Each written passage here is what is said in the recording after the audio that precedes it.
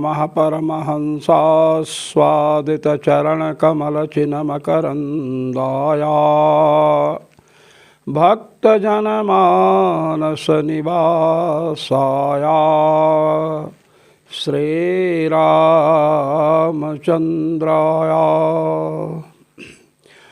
यत्र यत्र रघुनाथकीर्तनं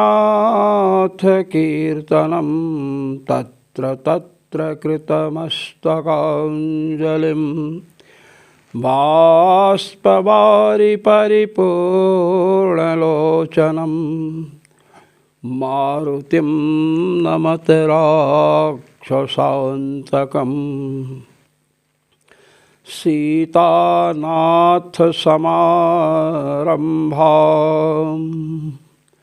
रामानन्दार्यमध्यमाम्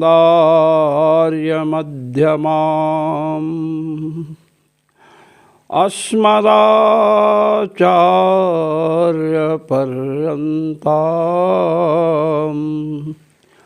वन्दे गुरुपरम्पराम् वन्दे गुरुपरम्पराम् सर्वेश्वरश्री रघुनाथो विजयते तराम्। आज उपलब्धि अधिकरण का आरंभ हो रहा है। ना भाव उपलब्धेह, यह भगवान कृष्णद्वैपायन व्यास से विरचित द्वितीय अध्याय के द्वितीय पाद का 28वां सूत्र है। इस सूत्र की रचना भगवान बादरायण को क्यों करनी पड़ी, इसकी पीठिका भगवत्पाद श्री स्वामी रामानंदाचार्य जी महाराज प्रस्तुत किए, जिसमें कारण क्या है। मैं पहले कह चुका हूँ कि समुदायाधिकरण जो इसके पूर्व में अधिकरण था, उसमें वैभाषिक और सौत्रांतिक इन दोनों महान भावों के मतों का खंडन हुआ।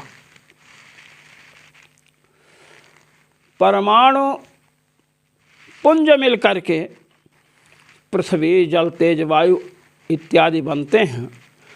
फिर पार्थिव परमाणु पुंज से पार्थिव शरीर, इंद्रिय, विषय की उत्पत्ति, ये क्रम बताया गया था। आज विज्ञानवादी योगाचार प्रस्तुत हो रहा है और वह कह रहा है कि हमारे जो भगवान बुद्ध थे उनका तात्पर्य परमाणुओं से, पृथ्वी, जल, तेज, वायु आकार हुआ, उनका पुंज, परमाणु पुंज से, ये सब बातें नहीं हैं।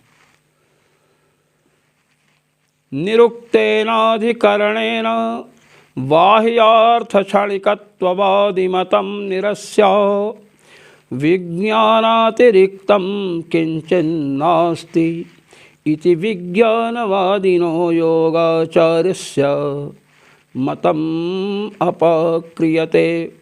भगवत्पाद श्री स्वामी रामानंदाचार्य जी महाराज कह रहे हैं कि जो निरुक्त अधिकरण था, पूर्वोक्त जो अधिकरण था समुदायाधिकरण, उसके द्वारा बाह्य जो पदार्थ हैं, पृथ्वी, जल, तेज, वायु, शरीर, इंद्रिय, विषय आदि, इनको क्षणिक बताने वाले जो वैभाषिक और सौत्रांतिक हैं, उनके मतों का निराश किया गया। योगाचार महाशय तृतीय नंबर पर आते हैं। ये कहते हैं कि विज्ञान से अतिरिक्त कोई वस्तु है ही नहीं, इसलिए विज्ञानवादी योगाचार के मत का निराकरण करने के लिए भगवान कृष्णद्वैपायन व्यास ने नाभाव उपलब्धेः इस सूत्र की रचना की।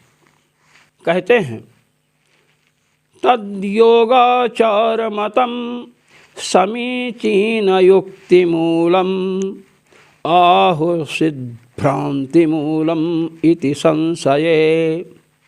समीचीन युक्तिमूलम इति पूर्वपक्षः। कहते हैं जो योगाचार का मत प्रस्तुत हुआ है, यहाँ पर एक संदेह होता है कि योगाचार अर्थात विज्ञानवादियों का जो मत है वह सदयुक्ति मूलक है अथवा भ्रांति मूलक है। इस मत में अच्छी अच्छी युक्तियाँ दी गई हैं अथवा केवल भ्रांति की भित्ति पर यह मत टिका हुआ है। जब संशय हुआ तो कहते हैं भाई पूर्व पक्षी कह रहा कि नहीं नहीं, ये मत एकदम सदयुक्ति मूलक है, सुंदर युक्तियाँ ही इसके मूल में हैं। कह कुतः, कह क्यों? कहते हैं बाह्यार्थास्तित्ववादिनापि तत्तज्ज्ञानेनैव विषय व्यवस्था तत्पार्थक्यम च अभ्युपेयम्। कहते हैं जो बाह्यार्थवादी हैं, वैभाषिक और सौत्रांतिक, ये लोग भी विषयों की जो व्यवस्था है, यह घट है, यह पट है, यह मठ है, यह रूप है, यह रस है, यह गंध है, इस प्रकार विषयों की व्यवस्था जो है ज्ञान के आधार पर ही होती है। हम सूंघते हैं घ्राणेन्द्रिय से, तब कहते हैं अयम गंधः, यह गंध है। रूप को देखते हैं तो कहते हैं इदम रूपम, यह रूप है। तो ये रूप है, ये गंध है, ये रस है, इसकी जो विषयों की एक व्यवस्था है, कौन क्या है, ये किसके आधार पर है? ज्ञान के ही आधार पर तो है। अगर ज्ञान ही ना हो किसी वस्तु का तो कैसे व्यवस्था होगी कि यह रस है, यह गंध है, यह रूप है, यह मनुष्य है, यह पशु है? तो कहते हैं विषयों की जो व्यवस्था है, अमुक विषय है, यह ज्ञान मूलक ही है। और यह रस है, यह गंध है, तो ये जो पृथक पृथक रस और गंध, स्पर्श, शब्द इत्यादि की जो व्यवस्था है, ये ज्ञान मूलक है, ज्ञान मूलिका व्यवस्था है। तो कहते हैं अब ज्ञानों में भेद कैसे होगा? ज्ञानों में भेद होगा विषय के आधार पर, और विषय अमुक विषय है, अमुक विषय है, इसकी व्यवस्था किसके आधार पर है? ज्ञान के आधार पर है। तथा च अवश्य स्वीकरणीय विज्ञानेनैव इष्ट सिद्धौ अर्थांगीकारस्य अयुक्तत्वात्। अब विज्ञानवादी योगाचार कह रहे हैं कि देखिए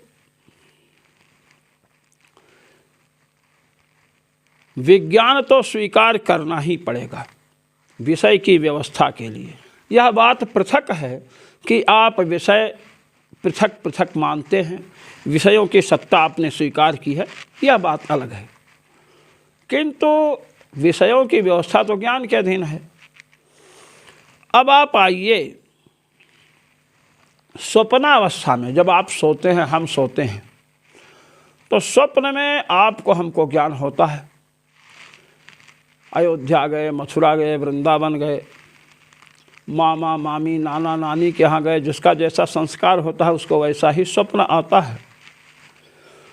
तो वहाँ पर ज्ञान तो है, विज्ञान है स्वप्न में, किंतु स्वप्न में ना नदी है, ना नाला है, ना मामा है, ना मामी है, केवल दृष्टा रहता है।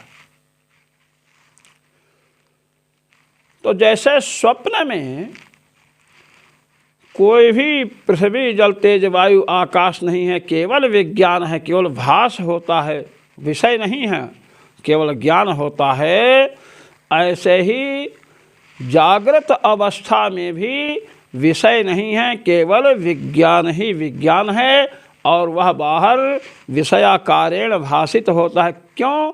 अविद्या के द्वारा, वासना के द्वारा। जैसे स्वप्न में मामा मामी नाना नानी अयोध्या मथुरा काशी का आप दर्शन करते हैं, किससे करते हैं? वासना के अनुसार। वासना संस्कारः, जैसा संस्कार आपका पड़ा है वैसे आप अनुभव करते हैं।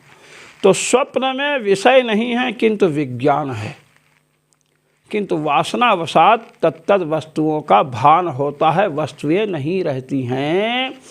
ठीक इसी प्रकार जागृत अवस्था में भी मात्र विज्ञान ही है, वासना के अनुसार बाहर वस्तुएं भाषित होती हैं, वस्तुतः कोई भी वस्तु है नहीं, ये बतला रहे हैं। तथा च अवश्य स्वीकरणीय विज्ञानेनैवेष्ट सिद्धौ अर्थांगीकारस्य अयुक्तत्वात्। अर्थ का अंगीकार, अर्थ को स्वीकार करना युक्त नहीं है, तर्क संगत नहीं है। घटपटादयो अर्थश्च विज्ञानस्यैव आकार भेदाः। घटपटादि जो पदार्थ हैं ये विज्ञान के ही आकार विशेष हैं। कैसे भाई? विज्ञान के ही आकार विशेष हैं। कहते हैं वासना वसा ज्ञानस्यैव तथा संतानः। वासना के कारण ज्ञान ही घट रूप में, पट रूप में, मठ रूप में दिखाई पड़ता है। इसकी एक परंपरा चल रही है, घटक ज्ञान, पटक ज्ञान, मठक ज्ञान। तो घट पट मठ इत्यादि जो भाषित हो रहे हैं यह विज्ञान की ही एक परंपरा है। नीलपीताद्याकाराणाम अपोह रूपत्वात् विज्ञान एव आहित संस्कारत्वेन अखिल विषयक वित्तेह उपपत्तेह तदतिरिक्त पदार्थ सद्भावस्य अनुपपत्तेह। कहता सुनिए, नीला, पीला, काला, हरा, ये जो आकार दिखाई पड़ता है ये अपोह रूप है। अपोह कहते हैं जैसे नील में नीलत्व है, तो नील में जो नीलत्व है यही क्या है? अपोह रूप है। इसकी चर्चा न्याय सिद्धांत मुक्तावलीकार ने न्याय सिद्धांत मुक्तावली में की है। अपोह किसे कहते हैं? अपोह्यते व्यावर्त्यते इत्यपोहः। अपोह्यते माने व्यावर्तते इत्यपोहः। अतद्व्यावृत्तिरूपः नीलत्वादिरूपः नीलादौ। नील वस्तु में, नील में कौन धर्म है? नीलत्व। ये अपोह रूप है। अतद व्यावृत्ति रूप है, अतद व्यावृत्ति रूप है, ये इन्होंने कहा है। अतद कौन हुआ? जैसे नील है, अब नील से नील तद हो गया, अतद कौन हो गया? पीत।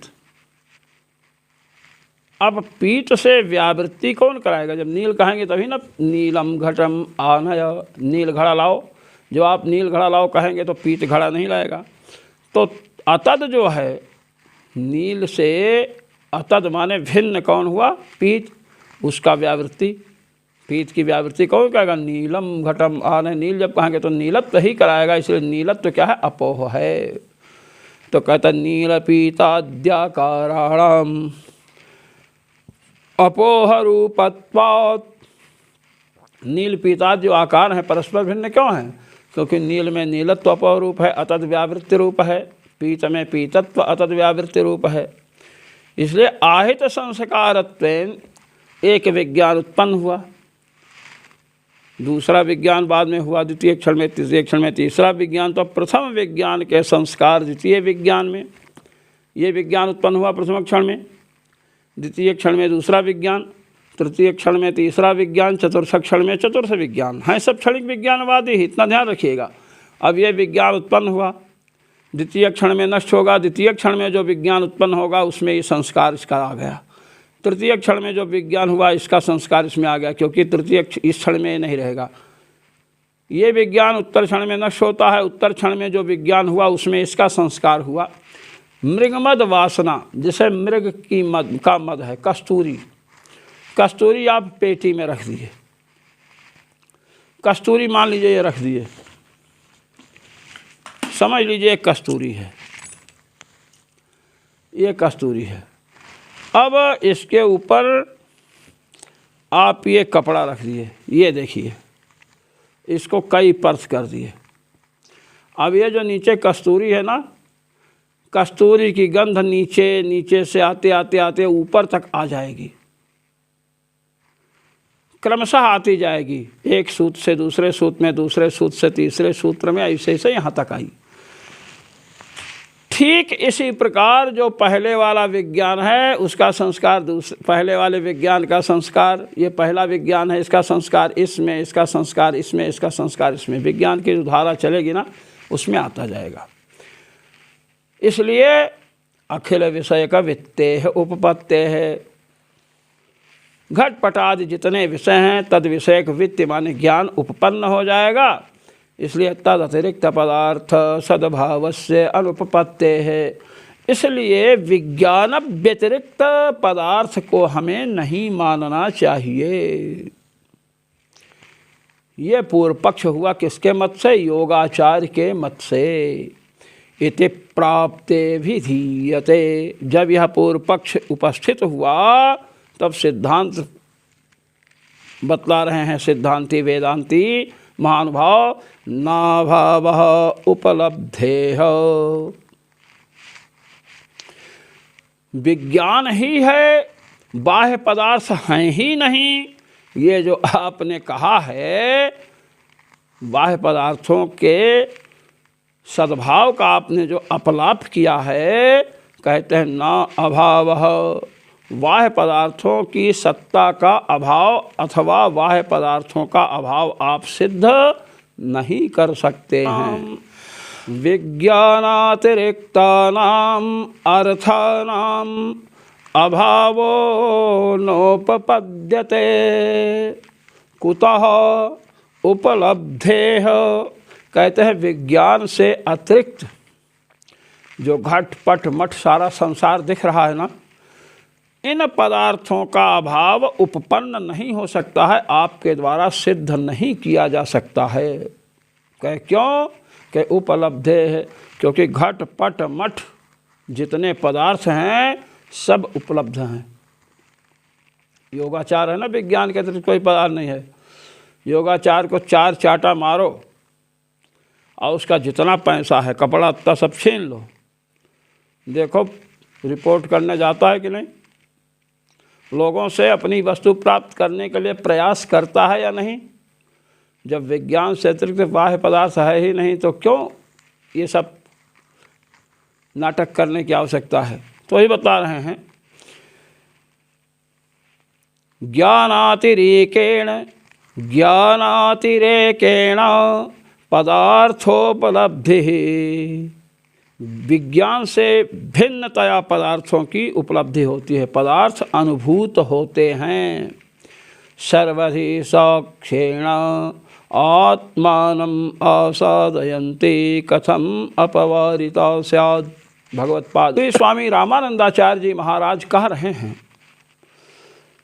कि विज्ञान से अतिरिक्त घट पट मठ पृथ्वी जल तेज वायु इत्यादि पदार्थों का अनुभव होता है। सर्वधि साक्षिण, जितने मनुष्य हैं, प्राणी हैं, पशु हैं, सबकी बुद्धि इसमें साक्षी है। आत्मानम् आसादयन्ति, और आत्मा को भी अनुभूत कराती है। इस कथम अपवारिता स्यात् कहे, ऐसी सर्वानुभूति का अपलाप आप कैसे कर सकते हो? योगाचार्य ने कहा बताइए कैसे होती है। कैसे सुनिए, घटमहं जानामि इति प्रतीतिरेव समुपस्थापयति घटम कर्मतया कर्तृतया च पार्थक्येन ज्ञानाश्रयम्। देखिए, घटम अहम जानामि, घट पर दृष्टि पड़ी, नेत्रों का संयोग घट से हुआ, अयम घटा है ज्ञान होता है। यह ज्ञान होता है घटम। कोई कहता है घट जानते हो, कहते हाँ हाँ मैं घट जानता हूँ। घटम अहम जानामि, मैं घट जानता हूँ। तो मैं घट जानता हूँ, घटम अहम जानामि, मैं घट जानता हूँ, ये जो ज्ञान है नैयायिकों के यहाँ इसको अनुव्यवसायात्मक ज्ञान कहते हैं। अयम घटः, यह व्यवसायात्मक ज्ञान है, और घटमहम जानामि यह ज्ञान क्या है, यह अनुव्यवसायात्मक ज्ञान है। तो घटमहम जानामि, जानामि घटक ज्ञानवान अहम, इसका सीधा अर्थ है घट विषय का ज्ञान वाला मैं हूँ। तो घटमहम जानामि यह जो ज्ञान है, जानामि से ज्ञान के आश्रय आत्मा का बोध करा रहा है, और घटम कर्मतया घट का बोध, और कर्तृतया आत्मा को विषय कर रहा है। ये ज्ञान इच्छा द्वेष कृति ये सविषयक होते हैं। द्वेष माने राग भी ले लीजिए। तो घटम अहम जानामि, इस प्रकार जो ज्ञान हुआ, इस ज्ञान में कर्मत्वेन, कर्म रूप से किसका भान हो रहा है, घट का, और जानामि ज्ञानाश्रयत्वेन किसका भान हो रहा है, आत्मा का। तो ये बता रहे हैं घटमहम जानामि इति प्रतीति एव समुपस्थापयति घटम कर्मतया। यह प्रतीति ही घट को कर्मतया उपस्थित करती है, विषय करती है। कर्तृतया च पार्थक्येन ज्ञानाश्रयम, और कर्तृत्वेन घट से पृथक ज्ञान का जो आश्रय आत्मा है उसको विषय कर रही है। इसलिए सर्वानुभूत जो विषय है आत्मा कर्म, इन सब का अपलाप योगाचार लोग आप नहीं कर सकते हो। न च स्वप्न प्रत्यवन्नीलाद्यर्थमन्तरेणैव ज्ञानस्य निरालम्बनत्वम् इति वाच्यम। योगाचार पूर्व पक्ष को और आगे बढ़ा रहा है, कहता है कि जैसे स्वप्न प्रत्यय है, स्वप्न में होने वाला ज्ञान है, तो स्वप्न में होने वाला घट पट मठ सबका ज्ञान होता है, किंतु ये वस्तुएं वहाँ नहीं रहती हैं, केवल विज्ञान ही विज्ञान है। इसी प्रकार नील पीत घट पट मठ इन बाह्य वस्तुओं के बिना जागृत अवस्था में भी केवल विज्ञान ही क्यों न माना जाए। कहते हैं इतना वाच्यम, कहे ऐसा आप नहीं कह सकते हैं। क्यों? न स्वप्न प्रत्ययानाम निरालंबनत्वम, कहे स्वप्न में जो ज्ञान होता है वह निरालंबन अर्थात निर्विषयक नहीं है। स्वप्न में जो बोध हुआ है वह निरालंबन है अर्थात निर्विषयक है, ऐसा आप नहीं कह सकते हैं। क्यों? प्रबुद्धावस्थानुभूतार्थ संस्कारस्यैव तत्र कारणत्वात्। आप योगाचार महानुभावों ने कहा था कि स्वप्नावस्था में नील पीत घट पट मठ दुकान मकान पृथ्वी जल तेज जो भी दिखता है वह विज्ञान ही है, विषय वहाँ नहीं है। वासना के कारण विज्ञान तत्तद रूपों में दिखता है, आपने कहा था। कहे हाँ, कहते हैं तो वासना क्या है, इसी पर विचार हो जाए। कोयम वासना पदार्थ, वासना पदार्थ क्या है? जागृत अवस्था में जो आपने अनुभव किया है, जिन जिन वस्तुओं का, मामा मामी नाना नानी पिता माता चाचा चाची गाय भैंस गधा घोड़ा जो भी आपने अनुभव किया, स्वप्न में वही सब दिखता है। कुछ विषय छूट जाते हैं, कुछ विषय एक दूसरे से जुड़ जाते हैं, यही तो स्वप्न है। तो कहते हैं कि प्रबुद्धावस्था में जागृत अवस्था में जो अनुभूत विषय हैं उनसे जो संस्कार पड़ा है उसी से स्वप्न आ रहा है। उस संस्कार को ही ना आप वासना कह रहे हैं। कहे हाँ, कहे तो संस्कार जिन जिन विषयों को, यद विषय का संस्कार है, जिस विषय का संस्कार पड़ा है वही विषय दिखेगा। कहते प्रबुद्धावस्थानुभूतार्थ संस्कारस्यैव तत्र कारणत्वात्। स्वप्नावस्था में जो आप स्वप्न देख रहे हैं वहाँ प्रबुद्धावस्था जागृत अवस्था के जितने अनुभूत विषय हैं उनके संस्कार ही स्वप्नावस्था में अनुभूत होने वाले पदार्थों के कारण हैं। अब आपने अरब सागर का अनुभव नहीं किया तो आपको अरब सागर कैसे दिखेगा? नहीं तन्मते संस्कारोपयुज्यते। भगवत पाद श्री स्वामी रामानंदाचार्य जी महाराज कह रहे हैं कि वासना को आपने कारण माना, वासना तो संस्कार विशेष है। तो जागृत अवस्था में जब अनुभव हुआ तब उसका जो संस्कार पड़ा वह संस्कार रूपी वासना में स्वप्नावस्था में घटपट मठ इत्यादि दिख रहे हैं। अब जागने पर जब स्वप्न टूटता है तो उनका बाध हो जाता है। तो स्वप्नावस्था में पदार्थ हैं ऐसा हम नहीं कह सकते हैं, किंतु विज्ञान था। किंतु जागृत अवस्था में जो पदार्थ दिख रहे हैं घटपट मठ, इनका बाध कहाँ होता है भाई? इनका बाध होता नहीं, इसलिए इनको आप मिथ्या नहीं कह सकते हैं। और आपके मत में संस्कार भी नहीं बन सकता है। क्यों?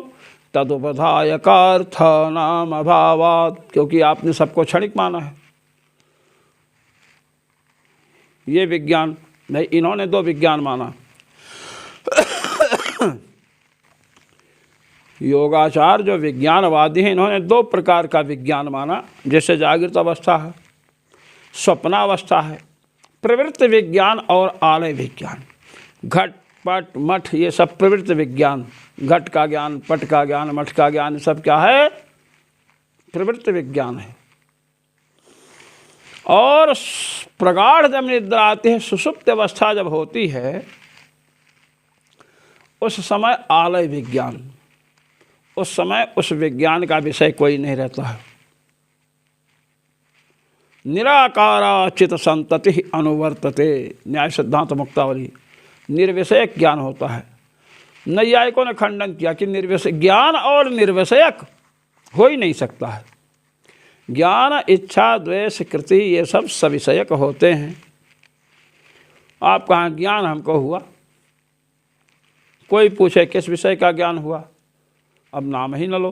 किस विषय का हुआ बता ही नहीं सको तो समझेंगे मूर्ख है, ज्ञान नहीं हुआ है और प्रलाप कर रहा है। तो कह रहे हैं तदुपधायकार्थानाम अभावात्। क्षणिक विज्ञान, जैसे प्रथम क्षण में विज्ञान उत्पन्न हुआ, अब द्वितीय क्षण में जब वह स्थिर हो तो द्वितीय क्षण में उत्पन्न होने वाले विज्ञान में अपना संस्कार दे। ऐसा तो आप मानते नहीं हो। तो तदुपधायकार्थानाम अभावात्, विज्ञान किनके आश्रित रहेगा? विज्ञान के आश्रयीभूत पदार्थ को आप नहीं सिद्ध कर पा रहे हैं, क्योंकि आप सबको क्षणिक मानते हो। जायते अस्ति, पहले उत्पन्न हो, क्षणिक विज्ञान उत्पन्न हुआ, अब द्वितीय क्षण में जब उसका अस्तित्व हो तो संस्कार अपना दूसरे में दे। भाई संस्कार का जनक कैसे बनेगा? प्रथम क्षण में तो उत्पन्न नहीं हुआ, द्वितीय क्षण में विद्यमान नहीं रहेगा तो संस्कार का आधान कैसे दूसरे में करेगा? उसका संस्कार कैसे जाएगा? तो कह रहे हैं कि तदुपधायकार्थानाम अभावात्, विज्ञान कोई ऐसा नहीं है जो अस्तित्व वाला हो, द्वितीय क्षण में स्थित हो। जब तक द्वितीय क्षण में स्थित नहीं होगा तब तक वह संस्कार का आश्रय नहीं बन सकता है, और जब तक संस्कार का आश्रय नहीं बनेगा तब तक अपने उत्तरवर्ती क्षणिक विज्ञान में संस्कार का आधान नहीं कर सकता है। किंचा यदि विज्ञानातिरिक्तः कश्चित् पदार्थ एव न स्यात् तर्हि कस्य किमर्थं विज्ञानं नीलाद्याकारताम उपयाति इति वक्तव्यम्। भगवत पाद श्री स्वामी रामानंदाचार्य जी महाराज कह रहे हैं कि यदि विज्ञान से भिन्न कोई पदार्थ ही नहीं है तो किसको नीलम रूपम पीतम रूपम इस प्रकार का विज्ञान उत्पन्न होगा? भाई विज्ञान से अतिरिक्त आपने कोई पदार्थ नहीं माना, तो किसको नीला घटः पीतः घटः नीलम रूपम पीतम रूप, नीला रूप है पीला रूप है, जब नील और पीत वस्तु ही नहीं है, घट पट मठ आदि कोई वस्तु ही नहीं, पृथ्वी जल तेज वायु कोई वस्तु ही नहीं, तो ये पृथ्वी है, इसमें गंध है, यह जल है। इस प्रकार नीलम रूपम पीतम रूपम, नीला रूप पीला रूप, घट पट मठ, इस प्रकार विशेष विशेष विज्ञान कैसे होंगे और किसको होंगे? आपने आत्मा को भी, क्षणिक विज्ञान को आत्मा माना है। अब नीलम रूपम, नीला रूप है या ये सुगंधित पुष्प है, इसका ज्ञान करने के लिए घ्राणेन्द्रिय का संपर्क होना चाहिए पुष्प से कि नहीं? ये पुष्प है, मान लीजिए पुष्प है, प्रथम घ्राणेन्द्रिय का संबंध हुआ, प्रथम क्षण बीत गया, अब घ्राणेन्द्रिय का संबंध नष्ट हो गया, तो बाद में इसका ज्ञान कैसे होगा गंध का, कि ये सुगंध है, पुष्प में गंध है कि नहीं है? तो विज्ञान से अतिरिक्त जब कोई वस्तु आप मानोगे ही नहीं, तो विज्ञान नीला रूप है, पीला रूप है, घट है, पट है, ये सब विज्ञान कैसे होगा? नहि विज्ञानम एव स्वयं स्वार्थस्तत्तद्रूपतामुपैति प्रयोजनाभावात्। कहे कि विज्ञान जो है ना, ये विज्ञान ही स्वयं घट पटादि रूप को धारण कर लेता है। कि विज्ञान को क्या आवश्यकता है कि घट पटादि रूप को धारण कर लेता है? तो ऐसा क्यों नहीं मान लेते हो कि घट पट ही विज्ञान रूप को धारण कर लेते हैं? अरे ऐसी बात करो तर्कसंगत, जो कुछ समझ में लोगों को आए। आपकी बात ही जैसे कोई उन्मत्त प्रलाप करता है वैसे कर रहे हैं, ये बतला रहे हैं। अब इन्होंने एक बात कही, योगाचारवाद विज्ञानवादियों ने कहा, देखिए जितने पदार्थ हैं घट पट मठ, इनका सहोपलम्भ है, ज्ञान के साथ ही ये प्रतीत होते हैं, ज्ञान के बिना ये प्रतीत नहीं होते हैं। कहते हैं, ये आप कह रहे हो कि ज्ञान के साथ ही प्रतीत होते हैं।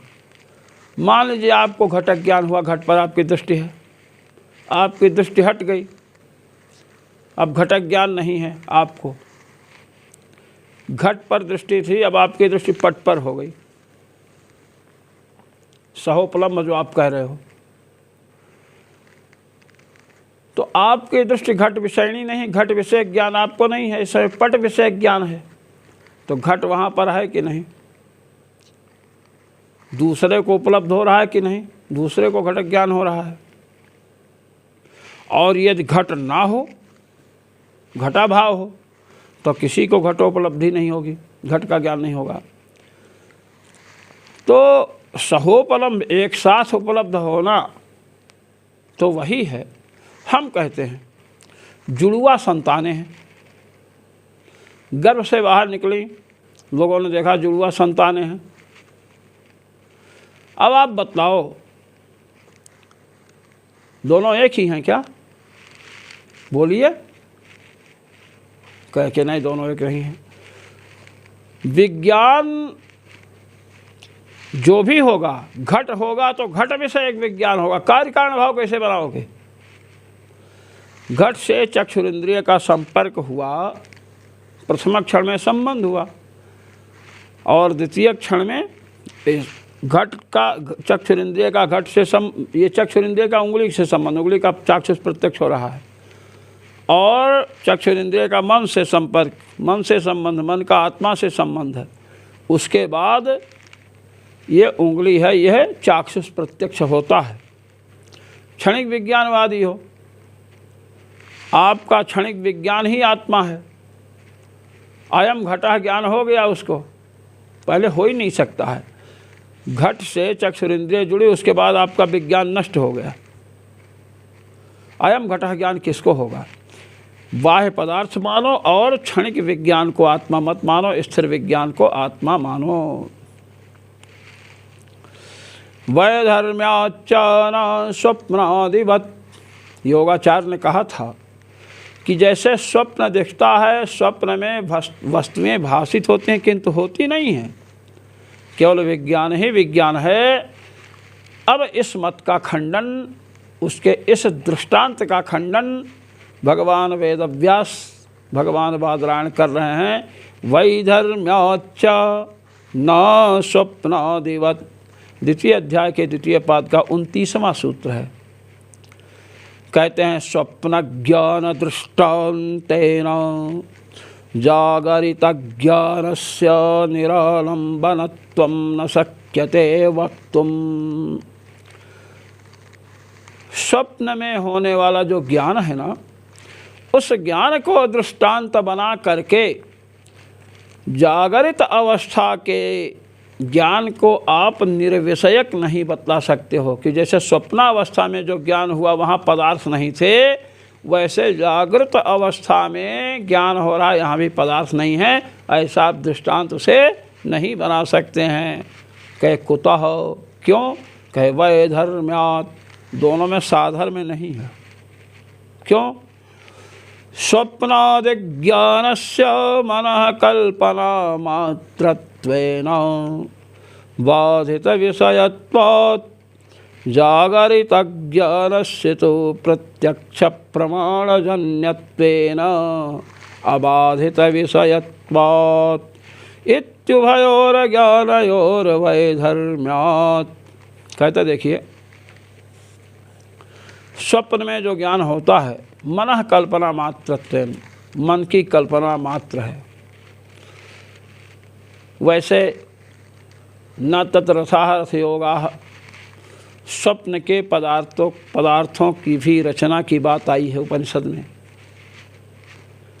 यहाँ जो लोगों को अनुभूत है, चाहे भ्रमात्मक ही अनुभव हो, कि स्वप्न में जो हम दिन में सोचते हैं विचारते हैं वही स्वप्न में दिखता है, तो स्वप्नादिक ज्ञान, स्वप्न में जो पदार्थ दिखते हैं उनकी रचना भी परमात्मा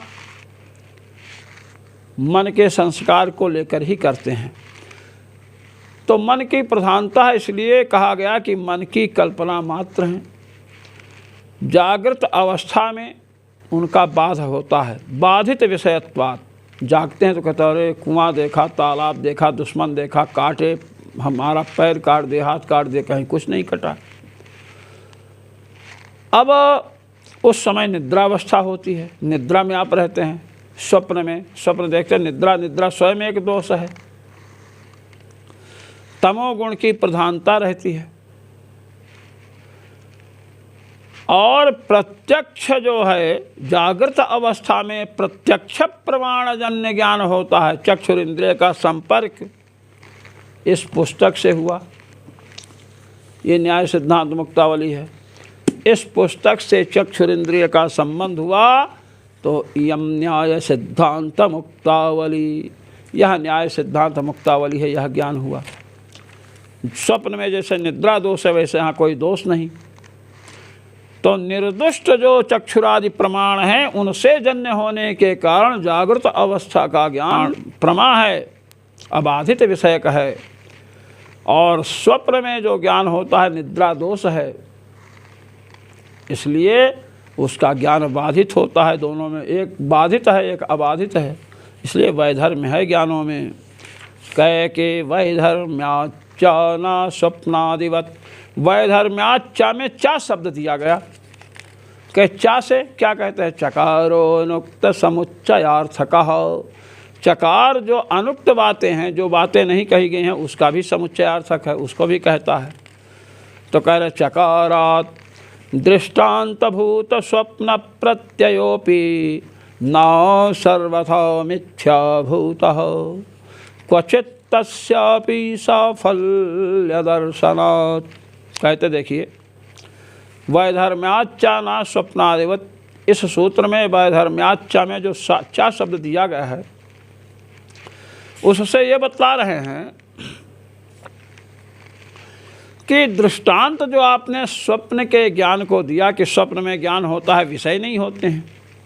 कह सुनो, स्वप्न जो दिखता है ना, वह भी सर्वथा मिथ्या नहीं है। स्वप्नाध्याय में बात आई है कि स्वप्न में यदि सुंदर स्त्रियां दिखाई दें, समृद्धिम तत्र जानीयात् तस्मिन् स्वप्न निदर्शने, ऐसा स्वप्न दिखाई पड़े तो समझना चाहिए कार्य संपन्न हो जाएगा। तो उसको मिथ्या नहीं कह सकते, उनसे भी सूचना मिलती है। और आपको बतलाएं, स्वप्न ज्ञान को आप मिथ्या कहते हो। श्रीमद् महाभारत में ये बात आई है कि भगवान सूर्य कर्ण के समीप गए और उससे कहे कि अपना कवच कुंडल मांगने पर भी मत देना, इंद्र मांगने आएंगे। और आप लीजिए, महर्षि विश्वामित्र के द्वारा विरचित राम रक्षा स्तोत्र प्रसिद्ध है। आदिष्टवान्यथा स्वप्ने राम रक्षामिमां हरः तथा लिखितवान् प्रातः प्रबुद्धो बुध कौशिकः। भगवान शिव ने स्वप्न में राम रक्षा का उपदेश दिया, महर्षि विश्वामित्र ने उसे प्रातः काल लिखा। तो स्वप्न मिथ्या ही होता, ये कैसे आपने कह दिया? स्वप्न में मंत्र प्राप्त होते हैं लोगों को। मेरी मित्र मंडली में अभी भी ऐसे लोग हैं मेरे संपर्क में कि जिन्हें स्वप्न में भगवान शिव ने मंत्र दिया, अभी जीवित हैं। तो स्वप्न में मंत्र मिलता है। विश्वामित्र जी को तो दिया हो तो बहुत पहले की बात है, स्वप्न में मंत्र मिलता है। पाशुपतास्त्र की दीक्षा भगवान शिव ने स्वप्न में अर्जुन को दे दी। तो ऐसी कोई बात नहीं, बहुत से मंत्र तंत्र स्वप्न में बतलाए जाते हैं, बहुत सी बातें बतलाई जाती हैं। तो स्वप्न को सर्वथा मिथ्या नहीं कह सकते हैं। और स्वप्न से भविष्य की सूचना मिलती है। किस प्रकार का स्वप्न देखें? स्वप्न में बिल्ली देखना अपशकुन का सूचक है। स्वप्न में मुर्दा देखना शुभ सूचक है। स्वप्न में विवाह इत्यादि देखना अशुभ सूचक है। स्वप्न में काली वस्तुएं शालिग्राम इत्यादि को छोड़कर वह शुभ सूचिका होती हैं। तो इस प्रकार स्वप्न भी सर्वथा मिथ्या नहीं होते हैं। न भावोनुपलब्धेः बाह्यार्थानां घटादीनां अभावे केवलस्यार्थविहीनस्य ज्ञानस्य भावो नोपपद्यते। भगवत्पाद श्री स्वामी रामानंदाचार्य जी महाराज न भावो अनुपलब्धे सूत्र, जो द्वितीय अध्याय के द्वितीय पाद का 30वां सूत्र है, इसका व्याख्यान कर रहे हैं कि बाह्य जो अर्थ हैं, बाह्य माने आपको जो बाहर दिख रहे हैं, घट पट मठ दुकान मकान पृथ्वी जल तेज वायु इत्यादि, यदि इनका आप सर्वथा अभाव मान लोगे कि ये हैं ही नहीं, तो अर्थ से रहित, पदार्थों से रहित कोई ज्ञान उत्पन्न हो ही नहीं सकता है। कुतः अनुपलब्धेः प्रत्यक्ष सिद्धस्य विषयस्य अभावे। प्रत्यक्ष प्रमाण से सिद्ध जो वस्तुएं हैं, दुकान मकान, मतलब योगाचारों को देखिए, धूर्तता की एक सीमा होती है। इसी संसार के लिए अपने मत का प्रचार प्रसार करने के लिए लगे हुए हैं और संसार में कहते कुछ है ही नहीं, सब विज्ञान का भेद है। कहते हैं प्रत्यक्ष सिद्ध जो घट पट आदि वस्तुएं हैं, इनका यदि अभाव मान लेंगे तो इन वस्तुओं के बिना ज्ञान का अनुभव ही नहीं होगा। देखिए, ज्ञान, इच्छा, द्वेष और कृति ये सविषयक होते हैं। ज्ञान हुआ तो तुरंत कोई पूछेगा, कहे भाई हमको ज्ञान हुआ, कहे किस विषय का ज्ञान हुआ, कहे ये तो पता ही नहीं। तो ज्ञान विषय का ही पता नहीं तो ज्ञान कैसे? क्या मैं सुख हुआ, कैसा सुख? शब्द जन्य सुख, रसजन्य सुख, स्पर्शजन्य सुख, कैसा सुख है? नहीं, किसी से जन्य नहीं तो क्या सुख? आत्मा स्वरूप में तो स्थित नहीं हो चुके हैं। अप्रत्यक्ष ज्ञान हो जाएगा। यदि प्रत्यक्ष घटपट आदि विषय को नहीं मानेंगे तो घट विष घटः पटः मठः ये ज्ञान जो होता है घटपट मठ का, ये कैसे होगा? विषयिणो विषय पदार्थ निरूपित तत्वेन, विषयी होता है ज्ञान और विषय घटपट हुआ। अब अयम घटः जब ज्ञान होगा, देखिए ये कुंजी है, यम कुंजिका, ये कुंजी है, ये ज्ञान हुआ। अब यम कुंजिका, ये जो ज्ञान हृदय में हुआ, इस ज्ञान का विषय कुंजिका हुई।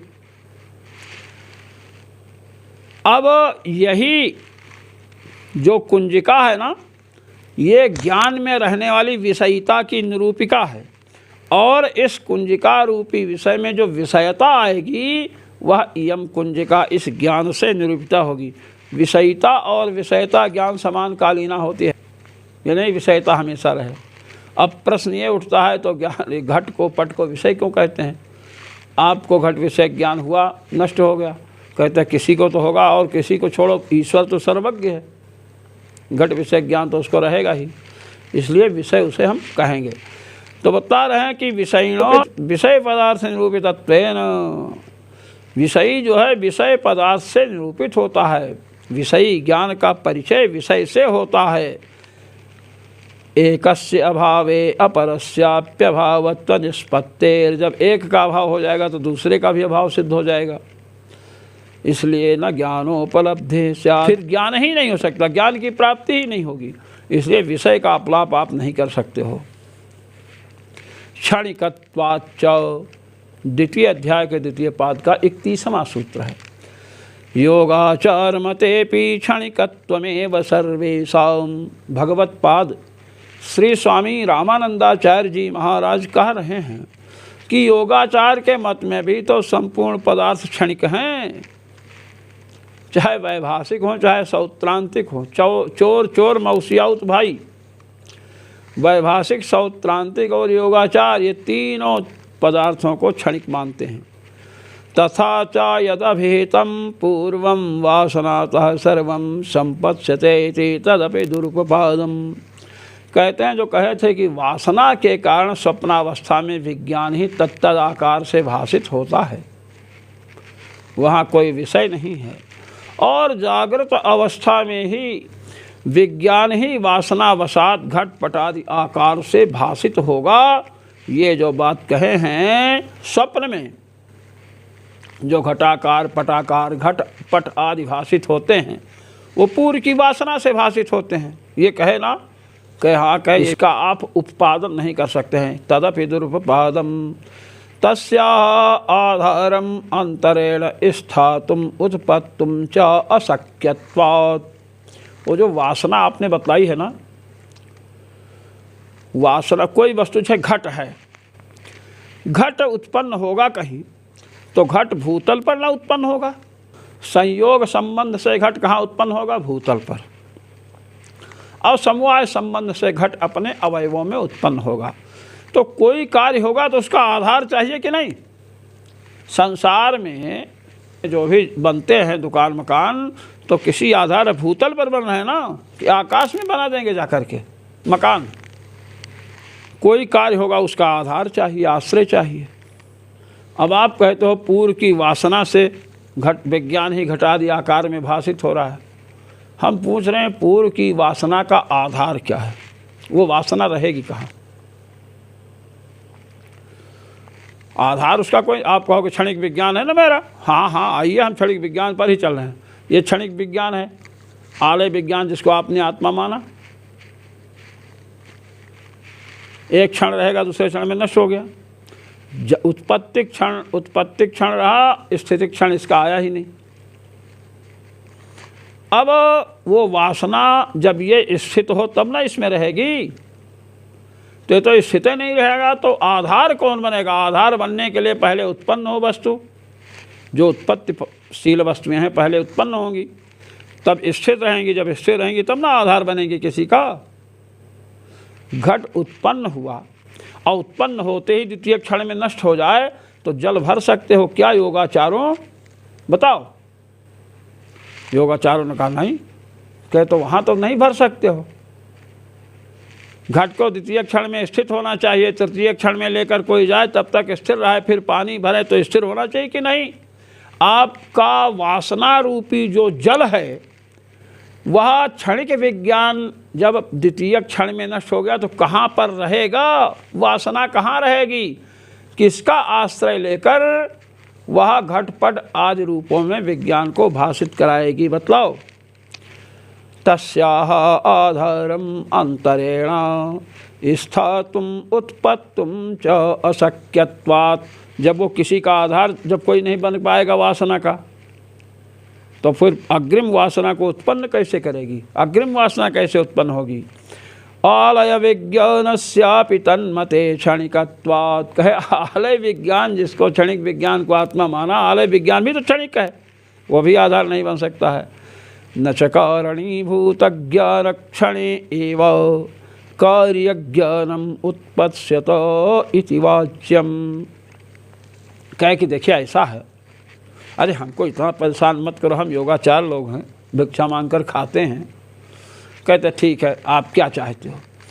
कहे जो विज्ञान उत्पन्न हुआ ना जिस क्षण में, कहे हाँ, कहे द्वितीय क्षण में रहेगा नहीं, जिस क्षण में उत्पन्न हुआ उसी क्षण में ज्ञान भी, कार्य भी उत्पन्न हो गया। जिस क्षण में विज्ञान उत्पन्न हुआ उसके बाद उत्पन्न होने वाला विज्ञान जो है वह भी उसी क्षण में उत्पन्न हो गया। कह रहे न च कारणीभूत ज्ञान क्षणे एव कार्य ज्ञानम उत्पत्स्यते इति वाच्यम। कारणीभूत जो क्षणिक विज्ञान है उसी के क्षण में कार्यभूत जो विज्ञान है वह उत्पन्न हो जाएगा। कहे कि इतना वाच्यम का ये नहीं कह सकते हो, जब उसी क्षण में दूसरा भी उत्पन्न हो जाएगा तो कार्य कारण भाव कैसे बनेगा?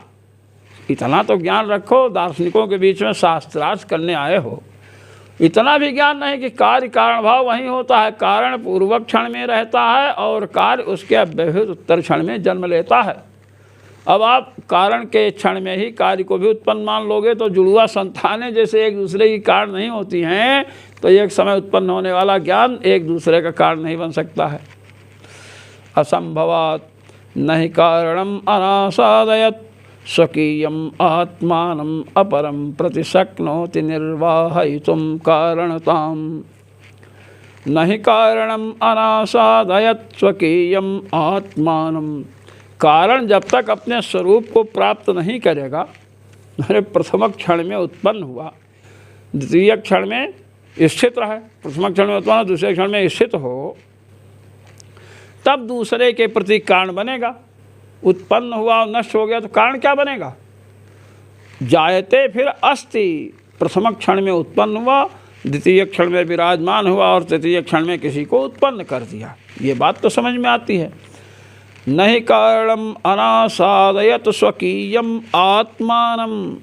स्वकीयम आत्मानम कारणम अनासादयत। कारण जब तक अपने स्वरूप को प्राप्त नहीं करेगा तब तक अपरम प्रति शक्नोति निर्वाहयितुम कारणताम।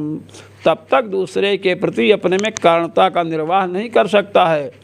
इति विज्ञानवादी मतम अपि असंगतम। इसलिए विज्ञानवादियों का मत भी असंगत है, ये बतलाया। दूसरी बात कि एक संस्कार दूसरे संस्कार में जाएगा। ये कहा ना, एक विज्ञान उत्पन्न हुआ, देखिए ये विज्ञान उत्पन्न हुआ, इसका संस्कार दूसरे विज्ञान उत्पन्न हुआ, दूसरे विज्ञान में आ गया, फिर तीसरे। इन्होंने दृष्टांत क्या दिया था? जैसे कस्तूरी है, कपड़े में रखे, एक कपड़े से दूसरे कपड़े में, दूसरे कपड़े से तीसरे कपड़े में, तीसरे कपड़े से चौथे कपड़े में, यही ना? कहते सुनो, कहते हैं कि एक के बाद दूसरे में यदि संस्कार मानोगे तो माता के द्वारा पुत्र का जन्म हुआ तो माता का संस्कार पुत्र में जाए, तो माता ने जिन जिन वस्तुओं को देखा है उन उन वस्तुओं का स्मरण पुत्र को भी होना चाहिए। नवा वासना संक्रमः संभवति। न्याय सिद्धांत मुक्तावली। मातृपुत्रयोरपि वासना संक्रम प्रसंगात। पूर्व के द्वारा उत्तर में यदि संस्कार मानोगे तो माता के बाद पुत्र पैदा हुआ उसके द्वारा, तो उसमें भी संस्कार आना चाहिए। न चा उपादानोपादेय भावो नियामकः इति वाच्यम। तब योगाचार्य ने कहा कि उपादान उपादेय भाव, जो उपादान कारण होगा उसी का संस्कार उत्तर क्षण में होने वाले में जाएगा। अच्छा कह हाँ के वासनाया संक्रमा संभवत। तब तो वासना का संक्रमण कथम पे नहीं हो सकता है। आप क्षणिक विज्ञानवादी हो ना। उपादान कारण से कपाल बनता है घट का, तो कपाल मिट्टी से कपाल बना, कपाल स्थिर है, फिर कपाल अद्वैत संयोग हुआ उस समय उस क्षण में भी स्थिर है, फिर घट बना उस समय भी स्थिर है, और घटध्वंस होने के बाद भी कपाल रहता है। लोग कहते हैं कपाल का ध्वंस कहाँ विद्यमान है, कहते कपाल में। तो जहाँ स्थिर बात है वहाँ तो बन सकता है, क्षणिक विज्ञान है। समवायी कारण उपादान कारण कैसे, यत समवेतम कार्यम उत्पद्यते तत्समवायी कारणम। जिसमें समवाय संबंध से कार्य उत्पन्न हो वही तो समवायी कारण होता है। अब आपके यहाँ क्षणिक विज्ञान को आत्मा माना, सब वस्तुएं क्षणिक विज्ञान प्रथम क्षण में है, द्वितीय क्षण में नष्ट हो गया, तो ये कैसे समवायी कारण बनेगा। इसलिए आप ऐसा नहीं कह सकते हो। कहते हैं बाद में जो उत्पन्न हो उसी में संक्रमित हो जाता है संस्कार, तो कहते हैं फिर तो गड़बड़ हो जाएगा। उत्तरस्मिन् उत्पत्तिरेव संक्रमः। एक विज्ञान प्रथम क्षण में उत्पन्न हुआ ये, फिर द्वितीय क्षण में जो उत्पन्न हुआ उसका संक्रमण इसमें हो गया, तृतीय क्षण में उत्पन्न हुआ उसमें संक्रमण हो गया। कहते हैं कि ऐसा नहीं कह सकते हैं, ऐसा नहीं कह सकते हैं। कहे क्यों? कहे तो इससे एक ही संस्कार क्यों उत्पन्न हुआ, 10 संस्कार उत्पन्न हो जाए, इससे 20 हो जाए। चिताम एव उत्पादकत्वे संस्कार अनंत्य प्रसंगः। कहते देखिए इसके बाद संस्कार उत्पन्न इसमें हुआ। कार्य कारण भाव का नियम है कि यहाँ जब उत्पन्न होगा, देखिए यस्मिन् देशे यस्मिन् काले कारणम तस्मिन् देशे तस्मिन् काले कार्योत्पत्तिः। जिस देश में जिस काल में कारण होगा उसी देश में उसी काल में कार्य उत्पन्न होता है। ये सर्वानुभूत सिद्ध नियम है, चाहे पढ़ा लिखा हो चाहे मूर्ख हो। कुंभकार यहाँ होगा आबू में, तो कुंभकार आबू में होगा, आबू देश में होगा और इस काल में होगा, तो इसी काल में ना घट का निर्माण होगा। आज कुंभकार यहाँ है मिट्टी लेकर और घट 10 दिन के बाद पैदा हो, ऐसा तो नहीं होगा। 10 दिन के बाद घट उत्पन्न होना है तो 10 दिन के बाद कुंभकार को जहाँ घट पैदा होगा वहाँ रहना पड़ेगा, मिट्टी को रहना पड़ेगा। तो आप कह रहे हो कि क्षणिक विज्ञान जो प्रथम क्षण के बाद द्वितीय क्षण में नष्ट हो गया, उसी क्षण उसका संस्कार इसमें आ गया। अरे आया कैसे? जब द्वितीय क्षण में ये प्रथम क्षण वाला विज्ञान ही नहीं है तो आया क्या संस्कार? कोई मेढक है क्या कि इस क्षण से कूद के धड़ाक से द्वितीय क्षण में आ गया? बोलिए, कूद कर आएगा क्या? संस्कार कोई चेतन वस्तु है कूद करके आने वाली? ऐसा नहीं है। इसलिए योगाचारों का मत, इसलिए विज्ञानवादी मतम असंगतम, विज्ञानवादी मतम अपि असंगतम, इसलिए विज्ञानवादियों का मत भी असंगत है। इस प्रकार योगाचार जो विज्ञानवादी हैं उनके मत का खंडन आज हुआ, आज उपलब्ध अधिकरण पूर्ण हुआ। जो मनीषी महानुभाव भगवत्पाद श्री स्वामी रामानंदाचार्य जी महाराज द्वारा विरचित श्रीमद् आनंद भाष्य का श्रवण मनन निधिध्यासन करते हैं, उन सबको भगवान श्री राघवेंद्र सर्वेश्वर श्री राम की ओर से अनंतानंत आशीष और मेरी ओर से सादर सप्रेम। जय श्री राम।